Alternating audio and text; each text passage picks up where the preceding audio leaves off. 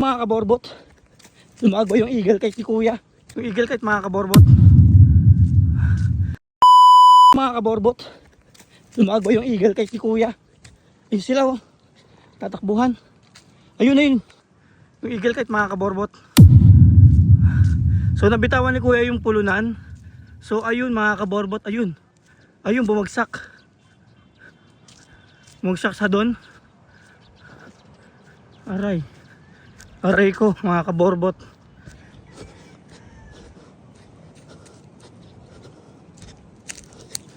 Wala na yun, makukuha na yun mga kaborbot. Yung mismong saranggola. Dun sa may kalsada. Nasobran mga kaborbot kasi sobrang galit kasi nung saranggola. Tapos napakalakas ng hangin. So ngayon naglarga si kuya, dire-diretso, nabitawan. Kasi sumagad na yata yung tali. Tapos bigla nahila. So yung mga kaborbot ang nangyari. Feeling ko baka makuha na yung mga kaborbot. Kasi tabing kalsada siya. Tabing kalsada. So ayun sila. Doon siya mga kaborbot, tabing kalsada. So tayo mga kaborbot, nasugatan tayo yan oh. Ubos yung balat natin oh. Natamaan ako ng tali ko, yung keblar. Sobrang lakas ng hangin mga kaborbot. Ayan mga kaborbot yung eagle kite natin. So yan, dito naano ko sa kamay. Ayan mga kaborbot, malapit na tayo dun sa kalsada. Medyo malayo yung nilakad natin. Woo! Grabe ba yun yung kalsada mga kaborbot oh. So ayan oh, yung kalsada. So makalaki yung chance na may nakakuha na siya kung ang bagsak niya dito sa kalsada lang mga kaborbot. Kasi sobrang daming sasakyan no, ang dumadaan.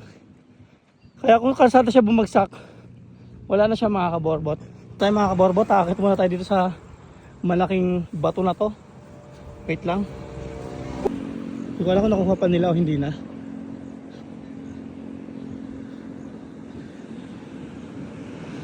So andun sila mga kaborbot.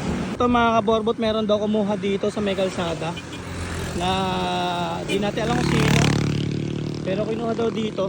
Dito raw kinuha.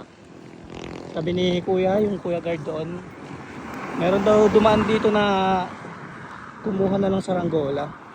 Kaya shoutout sa nakakuha ng saranggola. Pwede pakibalik naman idol. So meron yung date, may pirma yon mga kaborbot natin. May date yon tsaka pirma. Kaya hindi siya hindi siya makukuha ng kung sino man mga kaborbot dahil ilan lang meron nun, tayo lang meron nun, kaya hindi siya mapapalipad. Kung mapalipad man siya is pwede natin siyang kunin ay mga kaborbot. So yun, shoutout sa nakakuha, sana maibalik nyo kay kuya dito, kay kuya kay kuya yun. So yun ay pinag-ipunan pa mga kaborbot para lang mabili.